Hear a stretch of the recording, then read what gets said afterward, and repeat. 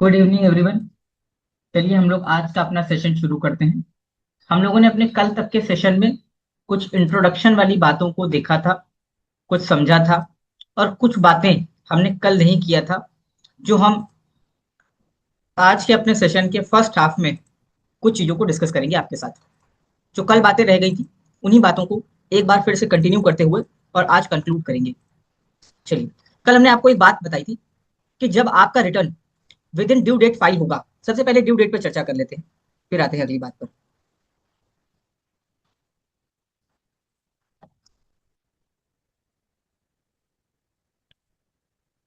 Due date की बात करते हैं। कल हमने आपको ये बताया था कि जो हमारी ड्यू डेट है इनकम टैक्स की, वो कभी कदार 31 जुलाई होगी और कभी कदार 31 अक्टूबर होगी। कब ये ड्यू डेट होगी?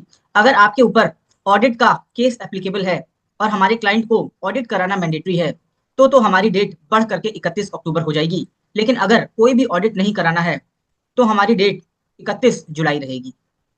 तो हमारी डेट 31 जुलाई रहेगी।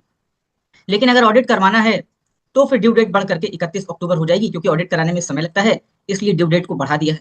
अब ऑडिट आपको कब कराना होता है? अब ऑडिट आपको तब कराना है जब आपका टर्नओवर 1 करोड़ या उससे ज्यादा है। ठीक हो गई बात? अभी ये नॉर्मल बात हम लोग कर रहे हैं। ये 1 करोड़ की लिमिट 1 करोड़ नहीं रहेगी, कभी कदार बढ़ करके 10 करोड़ भी हो जाएगी, घट करके 50 करोड़ भी हो जाएगी, कहीं पर 75, घट करके 50 लाख भी हो जाएगी, कहीं पर 75 लाख भी होगी। लेकिन अभी नॉर्मली एक बात को समझिए कि अगर आपका एनुअल टर्नओवर 1 करोड़ या उससे ज्यादा है तो आपको ऑडिट कराना मैंडेटरी है अंडर सेक्शन 44 AB। ऑडिट कौन करता है? ऑडिट एक चार्टेड अकाउंटेंट करते हैं, एक सीए करते हैं। इसका फॉर्म 3CA, 3CB या 3CD जाता है। वो फॉर्म कौन फाइल करता है? सीए फाइल करते हैं। कोई भी अकाउंटेंट या कोई भी इनकम टैक्स प्रिपेयर या फिर कोई भी नॉन चार्टेड अकाउंटेंट इस ऑडिट रिपोर्ट को साइन नहीं कर सकते, अपलोड नहीं कर सकते। सर कैसे जाती है? ऑनलाइन जाती है, वाया पोर्टल जाती है। चलिए, तो ये ड्यू डेट का दो अंतर है कि एक 31 जुलाई हो गई, एक 31 अक्टूबर हो गई। अब मान लीजिए जो फाइनेंशियल ईयर है वो है 24-25। वो फाइनेंशियल ईयर कब से शुरू हुआ? 1 अप्रैल 2024 से, और खत्म हुआ 31 मार्च 2025 को। ये असेसमेंट ईयर कब हमें इनका रिटर्न फाइल करना है? अगर फाइनेंशियल ईयर 24-25 है तो असेसमेंट ईयर 25-26 हुआ, और इसकी ड्यू डेट कितनी हुई? 31 जुलाई 2025 या फिर 31 अक्टूबर 2025। 31 जुलाई 2025 या 31 अक्टूबर 2025। ठीक होगी बात? तो अगर आपने 31 जुलाई के अंदर नॉन ऑडिट का केस है, अगर ऑडिट का है, या 31 अक्टूबर के अंदर रिटर्न को फाइल किया, तो वो कौन सा रिटर्न कहलाएगा? वो कहलाएगा ओरिजिनल रिटर्न। वो कहलाएगा ओरिजिनल रिटर्न। ठीक होगी बात? अंडर सेक्शन 139(1) वो कहलाएगा ओरिजिनल रिटर्न। ठीक होगी बात? लेकिन अगर आपने इस डेट के बाद फाइल किया, 31 जुलाई के बाद या 31 अक्टूबर के बाद, लेकिन 31 दिसंबर तक फाइल किया, तो वो कौन सा रिटर्न कहलाएगा? वो कहलाएगा बिलेटेड रिटर्न अंडर सेक्शन 139(5). लेकिन अगर मान लीजिए आपने ये दोनों में से कोई भी रिटर्न फाइल किया, ओरिजिनल किया, बिलेटेड किया, आपको लगा गलती हो गई, गलती सुधारनी चाहिए, तो आप गलती सुधारने के लिए आपके पास मौका है 31 दिसंबर तक का, और आप रिटर्न को रिवाइज करेंगे 31 दिसंबर से पहले, यानी कि 31 दिसंबर 2025 से पहले करेंगे। ठीक होगी बात? चलिए, लेकिन अगर मान लो 31 दिसंबर बीत गई और आपको 1 तारीख को याद आया, 1 जनवरी 2026 को, कि हमें तो रिटर्न फाइल करना था, तो क्या हम रिटर्न फाइल कर पाएंगे? द आंसर इज यस, कर सकते हैं आईटीआर यू में। अब आईटीआर यू को अलाउ कर दिया गया है फाइल करने के लिए, लेकिन मैक्सिमम पिछले 4 सालों का। अब हमारा असेसमेंट ईयर 25-26 चल रहा है, तो इससे पिछले 4 असेसमेंट ईयर कैलकुलेट कर लीजिए। यानी कि इसका जस्ट पिछला वाला असेसमेंट ईयर 24-25, फिर असेसमेंट ईयर 23-24, असेसमेंट ईयर 22-23 और असेसमेंट ईयर 21-22। ये 4 असेसमेंट ईयर का आप आईटीआर फाइल कर सकते हैं। लेकिन प्रॉब्लम बस ये आएगी कि जब आपने बिलेटेड रिटर्न फाइल किया था तो 1,000 और 5,000 की लेट फीस आई थी। अब आईटीआर यू जब आप फाइल करेंगे तो 1,000 और 5,000 की लेट फीस तो देंगे, साथ में आपको कुछ एडिशनल टैक्स देना पड़ेगा, जिसको बोलते हैं पेनल्टी। वो कितना है?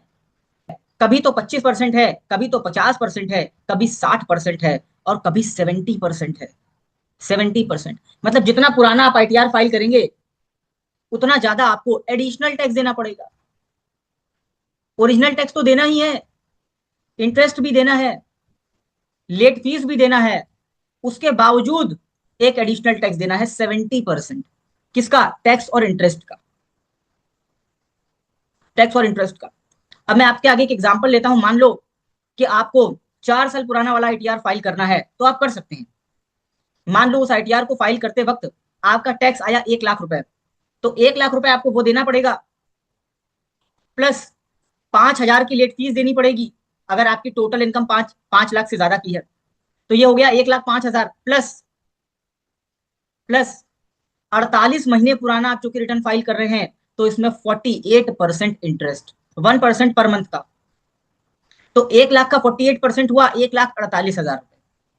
सॉरी सॉरी, 1 लाख का 48% हुआ 48,000, 48,000। तो अब टैक्स और इंटरेस्ट मिला के कितना हुआ? 1,48,000। इसका 70% और जोड़ लीजिए। एग्जाम्पल समझिएगा, एग्जाम्पल समझिएगा। कैलकुलेटर आपके पास जरूर होगा, एग्जाम्पल पकड़ने की कोशिश करिएगा। असेसमेंट ईयर 21-22, ये 48 मंथ पुराना है, आपको फाइल करना है, कोई बात नहीं। टैक्स आता है कितना? मान लीजिए 1 लाख रुपए आया, इस पर इंटरेस्ट कितना चार्ज होगा? मंथ के हिसाब से है, अभी हमने मोटा मोटा ले लिया।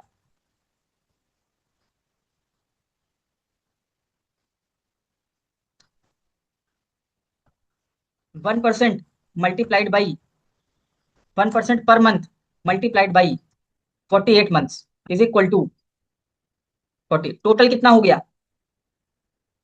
1,40,000। अब एडिशनल टैक्स कितना आया?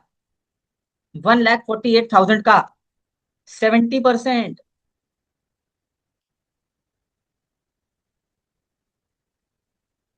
देखते जाइएगा ध्यान से। अब इसमें लेट फीस भी तो जोड़िए। अब कितना हो गया टोटल टैक्स? जोड़ लीजिए। ये हो गया 256,600। बोलिए सही आ रहा है? हाँ सही जवाब आ गया मेरे पास, सही आंसर आ गया। इतना पड़ेगा।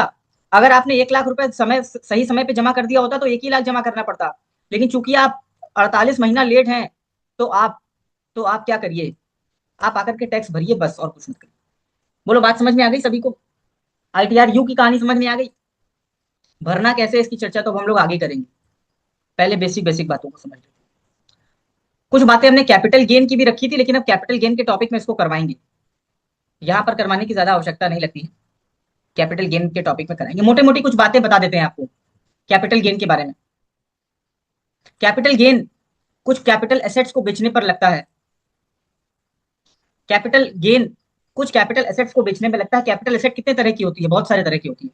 इक्विटी शेयर्स कैपिटल एसेट, कोई भी bond capital asset, mutual fund capital asset, shares listed हो अनलिस्टेड हो capital assets, land and building capital assets, other assets, सोना खरीद के बेचा गोल्ड कैपिटल एसेट, प्रॉपर्टी खरीद के बेचा कैपिटल एसेट, प्लॉट खरीद के बेचा कैपिटल एसेट।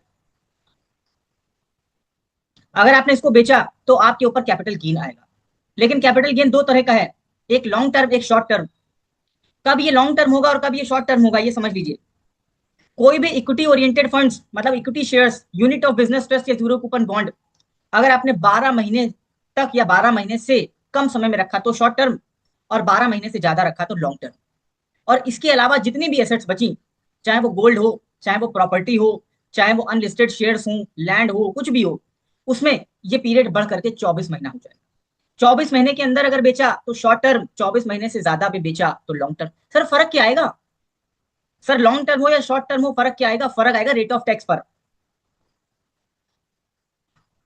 फर्क आएगा रेट ऑफ टैक्स पर।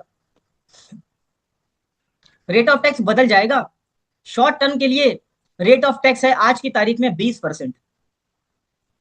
As of today short term capital gain पर टैक्स है 20%।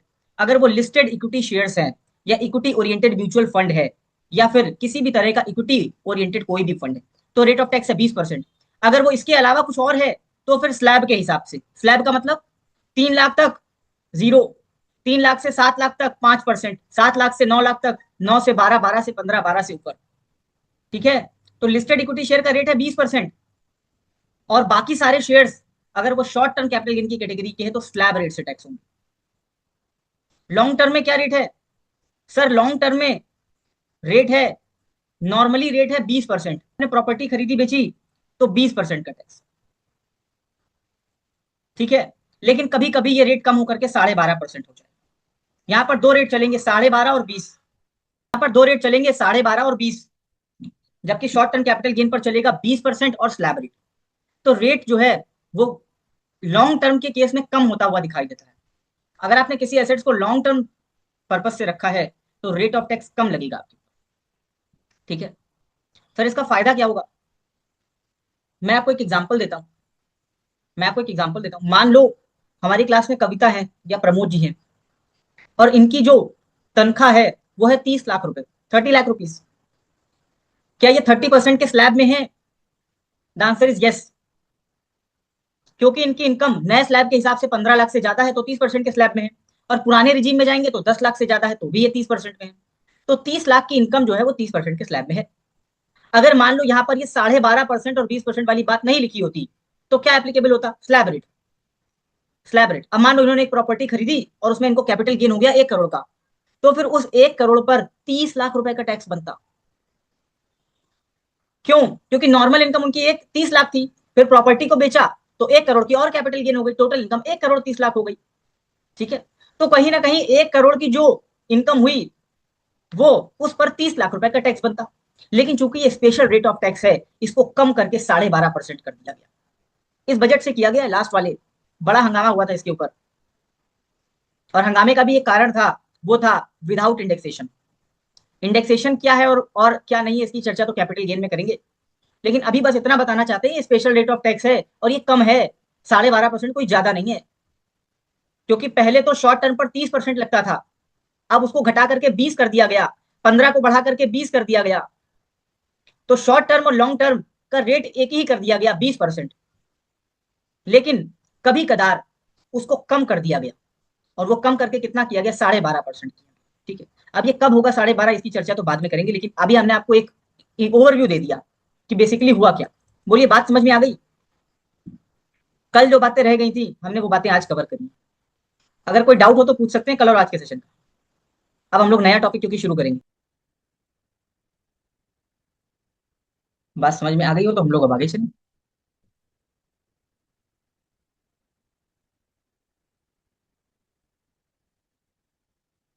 चलिए, अब हम लोग इस बात पर चर्चा करेंगे कि इनकम टैक्स का जन्म कहाँ से हुआ, या ऐसा कह लें कि प्रैक्टिकल लाइफ में इनकम टैक्स की उत्पत्ति होती कहाँ से है। कब ये माना जाए कि आपको आईटीआर भरने की रिक्वायरमेंट है, कब ये माना जाए, या कैसे शुरू करेंगे आईटीआर को भरना। तो सबसे पहले जो बर्थ होती है वो होती है पैन कार्ड से। अगर आपके पास पैन कार्ड है तभी आप अपना आईटीआर फाइल कर पाएंगे। बीच में ऐसे प्रोविजंस आए थे कि आधार कार्ड होगा तो भी आप रिटर्न फाइल कर सकते हैं। अभी ऐसा कोई प्रोविजन नहीं है। अभी गवर्नमेंट ये कहती है कि आप आधार ओटीपी से अपना पैन कार्ड एक नया जनरेट कर लीजिए, 15 मिनट में मिल जाएगा, और आप अपना रिटर्न फाइल करना शुरू कर दीजिए।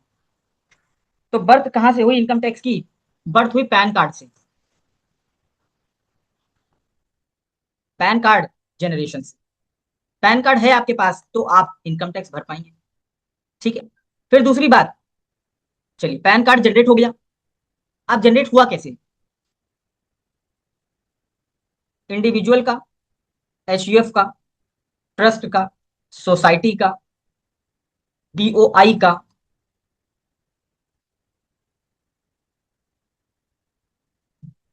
एओआई का, एलएलपी का, पार्टनरशिप फर्म का, कंपनी का, इनका सबका पैन कार्ड बनेगा। क्योंकि इनको भी तो रिटर्न फाइल करना है ना। बोलो, करना है कि नहीं करना? कोई और एनजीओ कुछ छूट गया हो तो भाई बता देना इसमें से। कोई गवर्नमेंट इंस्टीट्यूशन, ठीक है, किसी प्रकार की लोकल बॉडी नगर निगम वगैरह, इनको भी रिटर्न फाइल करना मैंडेटरी। हाँ, और क्या, कोई भी सरकारी संस्थान, इनको भी रिटर्न फाइल करना मैंडेटरी। इनका पैन कार्ड बनेगा कैसे? इनका पैन कार्ड बनेगा कैसे? Option 1, Aadhaar OTP. आधार का ओटीपी दीजिए और पैन कार्ड ऑनलाइन ले लीजिए, ऑनलाइन 15 मिनट्स में। लेकिन ये सिर्फ किसके लिए एप्लीकेबल है? इंडिविजुअल के लिए। ऑप्शन 2 वो है एनएसडीएल। एनएसडीएल किसके लिए? अदर्स। अदर मतलब एचयूएफ का, ट्रस्ट का, सोसाइटी का, body of individual, AOP, BOI, LLP, partnership firm, एनजी company, NGO, government organisation, local body, सब कहाँ जाएंगी? एनएसडीएल। सब कहाँ जाएंगी? एनएसडीएल। एनएसडीएल पर एक ऑप्शन है, एनएसडीएल पर भी एक ऑप्शन है, ऑनलाइन वाया आधार ओटीपी। ये किसके लिए एप्लीकेबल है? इंडिविजुअल। ऊपर वाला जो था वो भैया वो इनकम टैक्स की वेबसाइट पे ही था, ये तो मेंशन करना भूल गए। इनकम टैक्स साइट पर अभी नेक्स्ट सेशन में आपको बता देंगे ऊपर वाले ऑप्शन में और नीचे वाले में क्या अंतर है।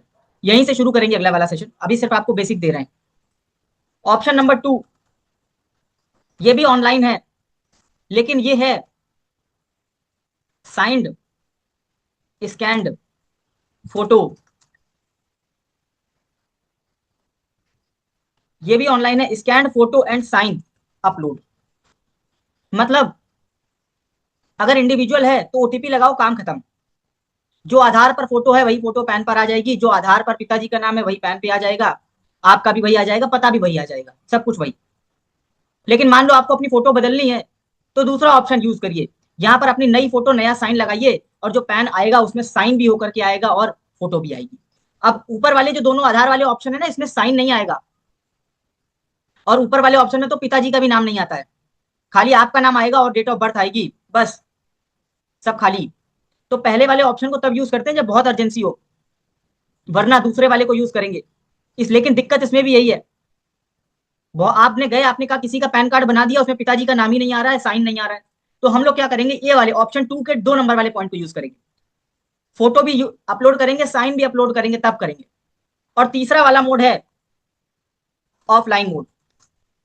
इसके अंदर इसके अंदर हम लोग अप्लाई तो ऑनलाइन करेंगे, अप्लाई तो ऑनलाइन करेंगे लेकिन डॉक्यूमेंट्स हार्ड कॉपी में सेंड करेंगे, लेकिन डॉक्यूमेंट्स हार्ड कॉपी में सेंड करेंगे। अब मजेदार बात यह है कि जो पहले दोनों ऑप्शन है, यानी कि option number 1 Aadhaar OTP, option number 2 signed scan photo, दोनों ही इंडिविजुअल के लिए एप्लीकेबल है। सबसे ज्यादा यूज होने वाला जो ऑप्शन है वो ये तीसरा वाला है। अगर आपको एचयूएफ का पैन बनाना है तो इसी ऑप्शन को यूज करेंगे, ट्रस्ट में भी इसी ऑप्शन को, सोसाइटी में भी इसी ऑप्शन को, AOP, BOI, LLP, partnership firm, company, NGO, local body, government institute, कोई भी और हो इंडिविजुअल के अलावा, तीसरा ऑप्शन यूज करेंगे। अप्लाई तो ऑनलाइन करेंगे लेकिन उसका आपको प्रिंट लेना पड़ेगा, एप्लीकेशन का साइन करना पड़ेगा, फोटो लगानी पड़ेगी, उसको एक लिफाफे में डालना पड़ेगा, सारे कागज जमा करने पड़ेंगे और उसको आपको एक पुणे के एड्रेस पे भेजना पड़ेगा। पुणे के सर ऐसा कैसा तरीका है? पहले तो सर बड़ा आसान होता था, वो कार्वी में जा करके करवा देते थे और ये करा लेते थे। ऐसा कैसा तरीका? ये वाला घर बैठे वाला तरीका है ना भैया, वरना फिर वो पैन कार्ड बनवाने जाएगा वहां पर, ठीक है, और इंडिविजुअल तो चला जाएगा, फिर ये ट्रस्ट के साथ लोग जाएंगे, सोसाइटी के साथ लोग जाएंगे, पार्टनरशिप फर्म में सारे पार्टनर जाएंगे, कौन जाता है आजकल, सब काम घर बैठे होता है। तो घर बैठे वाला तीसरा वाला मोड है भैया। इंडिविजुअल का तो सबको आता है, आपको भी आता है, हमको भी आता है, हम इंडिविजुअल तो सिखाएंगे ही नहीं, हम तो खाली बताएंगे इंडिविजुअल के बारे में। इंडिविजुअल के बारे में तो सबको पता है, लेकिन ये तीसरा वाला ऑप्शन कैसे एग्जीक्यूट होगा, इंपॉर्टेंट वो है। बोलो है कि नहीं? ये इंडिविजुअल वाले को ज्यादा सीखना है, आप ही बता दो, चलो जैसी इच्छा आपकी वैसा कर लिया। मेरे हिसाब से तो कुछ नया सीखने आए हैं, बाकी जैसा आप बोलो, बोलो भाई।